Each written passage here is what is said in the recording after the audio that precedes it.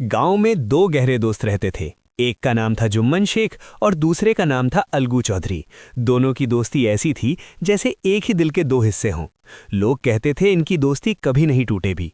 दोनों एक दूसरे के सुख दुख में हमेशा साथ रहते थे। जुम्मन के घर उसकी बूढ़ी खाला रहती थी, जिसने उसे बचपन में पाला था, जिसने अपनी सारी जिंदगी जुम्मन के लिए कुर्बान कर दी थी। लेकिन वक्त बदलता है भाऊ।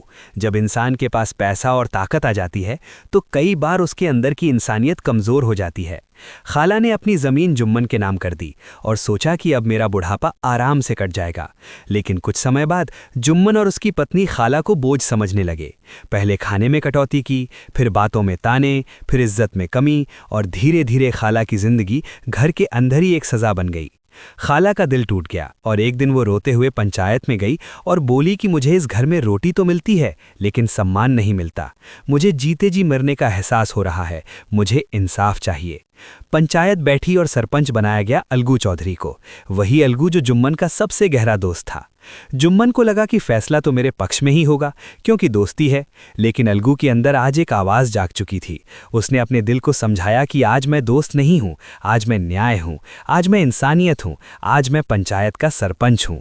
और अलगू ने फैसला दिया कि जुम्मन हर महीने खाला को खर्च देगा ताकि वो इज्जत से जी सके। फैसला सुनते ही खाला की आंखों में आंसू आ गए और जुम्मन के चेहरे पर गुस्सा उतर आया। उसकी दोस्ती में जहर घुल गया। उसने अलगू को दुश्मन मान लिया। और तभी कहानी हमें एक कड़वा सच सिखाती है कि जब इंसान के फायदे पर चोट लगती है तब असली रिश्तों की परीक्षा होती है।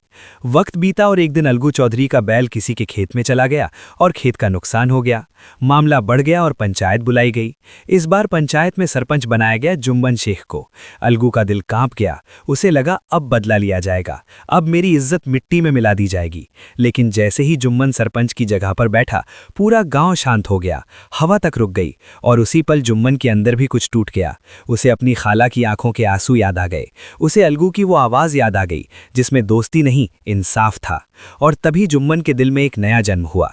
उसने अपने मन से कहा कि आज मैं बदला नहीं लूंगा, क्योंकि बदला इंसान को छोटा कर देता है और न्याय इंसान को बड़ा बना देता है। पंचायत चली, सबने अपनी बातें रखीं और आखिर में जुम्मन ने फैसला सुनाया कि नुकसान की भरपाई अलगू को करनी होगी, क्योंकि गलती उसी की थी। फैसला सुनकर अलगू की आंखें भर आईं। गांव के लोग हैरान रह गए और अलगू चौधरी उस वक्त समझ गया कि जुम्मन ने आज दोस्ती से बड़ा काम किया है। आज उसने इंसानियत बचाई है। अलगू जुम्मन के पास गया, उसका हाथ पकड़ लिया और बोला कि आज तूने साबित कर दिया कि इंसान की सबसे बड़ी पहचान उसका दिल होता है, उसकी जात नहीं, उसका पैसा नहीं, उसका गुस्सा नहीं। और जुम्मन की आंखों में भी नमी आ गई। उसने कहा कि आज मुझे पता चला कि पंच की कुर्सी पर बैठने वाला इंसान नहीं रहता, वो परमेश्वर बन जाता है, क्योंकि उसके एक फैसले से किसी का जीवन बनता है या टूटता है। और उसी दिन दोनों की दोस्ती फिर से जिंदा हो गई। लेकिन अब ये दोस्ती सिर्फ साथ बैठकर हंसने वाली दोस्ती नहीं थी। ये दोस्ती अब सम्मान, सच और न्याय की दोस्ती थी। और कहानी के अंत में हमें एक ऐसी सीख दे जाती है जो जिंदगी भर याद रहती है कि सच्चा इंसान वही है जो अपने फायदे के खिलाफ भी सच का साथ दे, क्योंकि दोस्ती बहुत बड़ी चीज है लेकिन न्याय उससे भी बड़ा है। और जब इंसान सही फैसले के लिए अपने दिल की कमजोरी को मार देता है, तभी वो इंसान असली महान बनता है। यही कारण है कि लोग आज भी कहते हैं कि पंच के दिल में भगवान बसता है, क्योंकि पंच जब फैसला करता है तो उसे अपने दोस्त की शक्ल नहीं दिखती, उसे सिर्फ सच दिखता है, सिर्फ इंसानियत दिखती है। और बस यही इस कहानी का असली मतलब है कि जिंदगी में जीतना है तो पैसा नहीं, रिश्ते नहीं, बदला नहीं, बल्कि इंसाफ और चरित्र जीतना सीखो, क्योंकि जो इंसान चरित्र जीत लेता है वो पूरी दुनिया जीत लेता है। भाव, इस कहानी की सीख सीधी है। पहली सीख ये कि दोस्ती बहुत ज़रूरी है, लेकिन अगर दोस्ती के नाम पर गलत का साथ दिया जाए तो वो दोस्ती नहीं, मजबूरी बन जाती है। दूसरी सीख ये कि इंसान को जब कोई जिम्मेदारी मिले तो उसे ईमानदारी से निभाना चाहिए। तीसरी सीख ये कि बदला लेने से आदमी मजबूत नहीं बनता, बदला लेने से आदमी कमज़ोर बनता है। और सबसे बड़ी सीख ये कि इंसाफ करने वाला इंसान भगवान जैसा बन जाता है, क्योंकि वो किसी एक इंसान के लिए नहीं, पूरे समाज के लिए फैसला करता है।